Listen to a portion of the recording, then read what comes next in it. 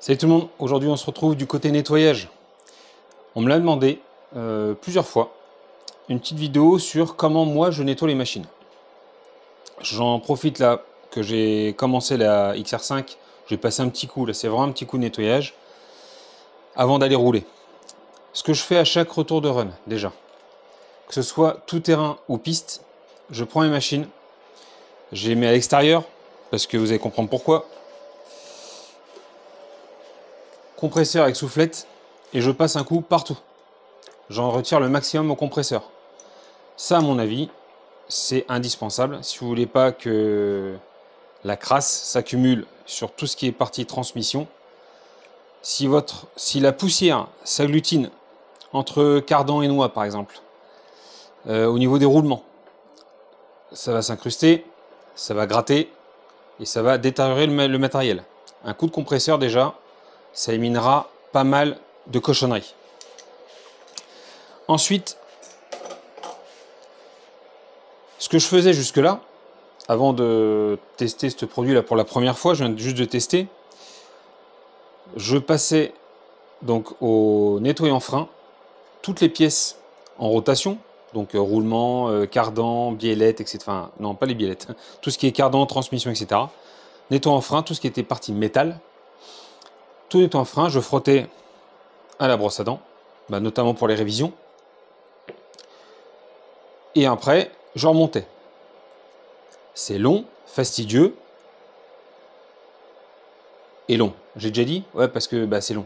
Non, mais c'est trêve de plaisanterie, c'est le nettoyage d'une machine, ça prend du temps, il faut en être conscient. Si vous voulez rouler tout le temps avec une machine propre, c'est ce que j'ai fait au tout début, hein. Je roulais ma machine, je rentrais, je la désossais, j'ai nettoyé tout. Là, vous n'allez pas vous en sortir. Encore plus si vous commencez à accumuler un petit peu les machines. Du coup, maintenant, ce que je fais, de temps en temps, alors suivant la machine, suivant l'état général de la machine que je vois, ce que je fais, c'est que je fais un démontage et je passe un coup, pareil, nettoyant frein, nettoyant plastique. Nettoyant plastique, prenez les nettoyants plastique extérieur, prenez pas les nettoyants plastique intérieur. Les nettoyants plastique intérieur laissent une pellicule de gras. Alors, moi j'ai ça, c'est du rénovateur pare-choc et plastique extérieur. Voilà, alors pas de pub particulière, je sais même plus où j'ai pris ça, je crois que c'est à Leclerc. Voilà, c'est ça. Si vous prenez un nettoyant plastique intérieur, c'est ce que j'ai fait au départ, hein, jusqu'à il n'y a pas très longtemps. En fait, ça fait joli, ça fait brillant. C'est très joli visuellement. À l'œil, c'est très beau, c'est flatteur. Pour les ventes notamment, c'est sympa. Sauf que la personne qui l'achète ou quand vous roulez après, au premier roulage, toute la poussière, toute la crasse s'agglutine dessus et ça colle. Donc moralité, vous rentrez chez vous, vous pouvez recommencer. Avec ça, ça nettoie le plastique. Par contre, ça laisse pas de pellicule dessus. Il sera pas brillant. Il va rester dans son jus, on va dire. Il va rester mat en fait. Donc préférez plutôt ces produits-là. Ce n'est que mon avis, vous faites ce que vous voulez. Là, j'ai testé pour la première fois ça. Donc Ludo me l'a offert. Je lui ai dit que je ferais une petite vidéo dessus, du coup, pour comparer, si je trouve ça intéressant ou pas. L'inconvénient de ce type de produit pour moi, c'est que à l'intérieur, forcément, vous avez de l'eau, vous avez du liquide. Et quand vous allez le pulvériser et nettoyer, le risque, c'est que ça rentre dans les endroits où on ne veut pas que ça aille. Par exemple, dans les filetages des vis, etc. Ou dans les roulements, par exemple. Donc là, ce que je fais, je l'ai fait pour l'arrière et ça ressort plutôt propre. Alors là, il suffit que je passe ce doigt là pour que ça soit crade. J'ai pas trop insisté avec le frottement avec la brosse à dents, mais c'était pour voir un petit peu comment ça agissait.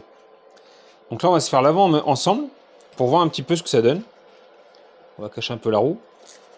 Donc, j'en pulvérise un peu partout, en faisant gaffe à l'électro.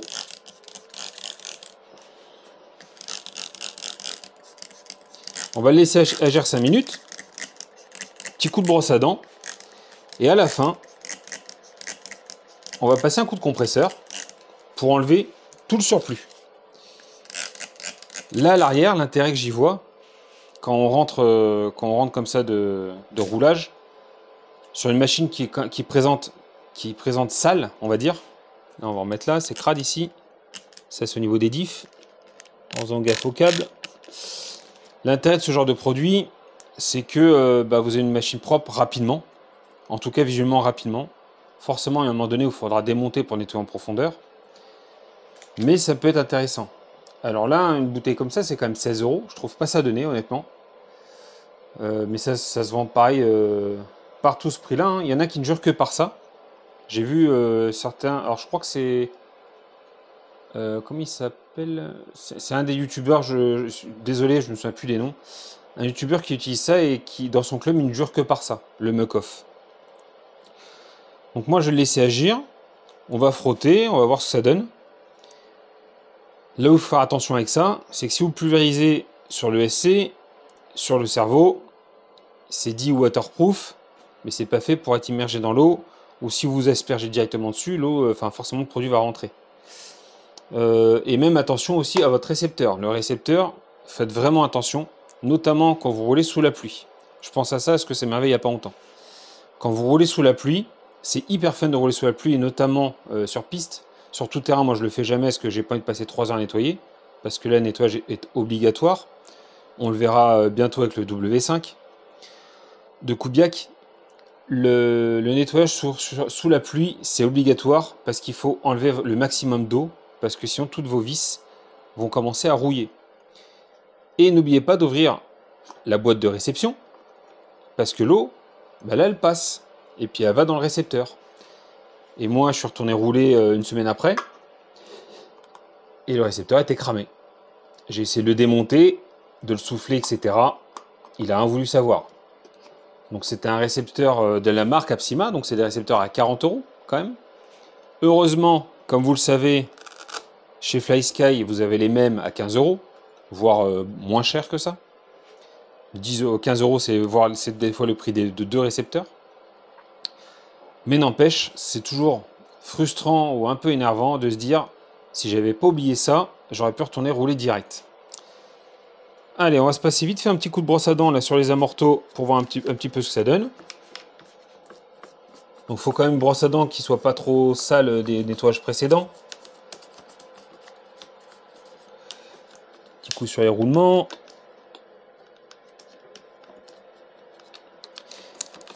Il faudrait essayer également, parce que moi, enfin mon but c'est pas non plus faire de la pub forcément à un produit plus qu'à un autre. Ludo, lui, ne jure que par ce produit-là parce qu'il l'utilise depuis un bon moment, apparemment. Donc sur ses 1/5, lui, il roule en FG. Et il apprécie beaucoup ce produit-là. Et je crois qu'il y en a d'autres. Il me semble que même Seb, avec les MCD... Alors eux, ils ont des thermiques. Donc avec des thermiques, forcément, vous avez beaucoup plus de graisse, d'huile, etc. qui va couler.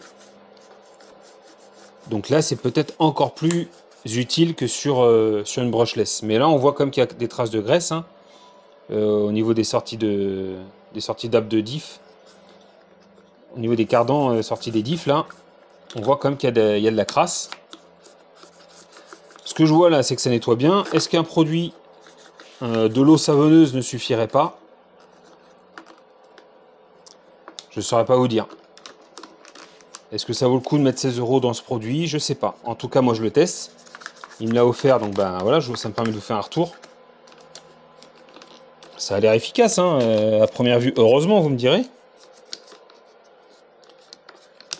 Est-ce que c'est mieux que le reste? Je sais pas.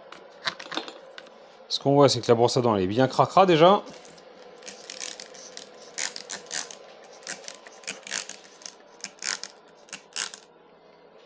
Allez, petit coup de compresseur.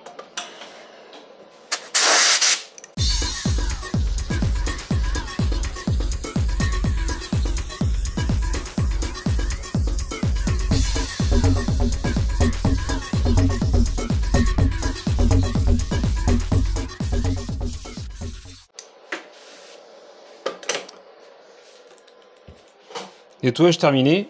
Alors, ok, la machine ressort propre. Hein. Enfin, propre, c'est pas mal. Pour un nettoyage en 10 minutes, là, honnêtement, c'est pas mal du tout. Tu frottes légèrement toutes les parties visibles. Ça part bien quand même. Ça laisse le gras part bien. Il n'y a pas de problème. Je continuerai à tester. Je vous en reparlerai. De ce produit pour voir un peu si à mon avis, c'est bien ou pas. Enfin, c'est pas mal, franchement, forcément. Là, la voiture, elle ressort plutôt propre pour un nettoyage en 10 minutes. C'est quand même sympa. À voir si, si très utile ou pas. On continuera à nettoyer un petit peu avec ça. De toute façon, j'ai un bidon complet, donc on va voir ce que ça donne. Mais c'est vrai qu'à première vue, tu retrouves une machine à peu près potable pour pas très longtemps, pour pas beaucoup de temps investi. Donc ça, c'est quand même sympa. Dernière petite chose, votre compresseur. Vous faites ce que vous voulez, sur pareil. Votre compresseur, l'air est mis sous pression. L'air sous pression, il y a de l'humidité.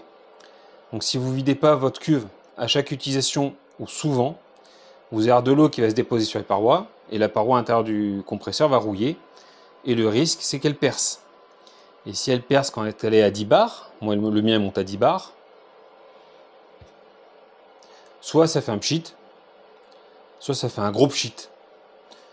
Voilà, donc moi, conseil perso, ce que je fais à chaque fin d'utilisation, je le vide. C'est l'intérêt en tant que particulier d'avoir un petit compresseur, un compresseur qui ne sert pas souvent. Il n'y a pas intérêt à avoir une cuve de 200 litres, c'est mon avis.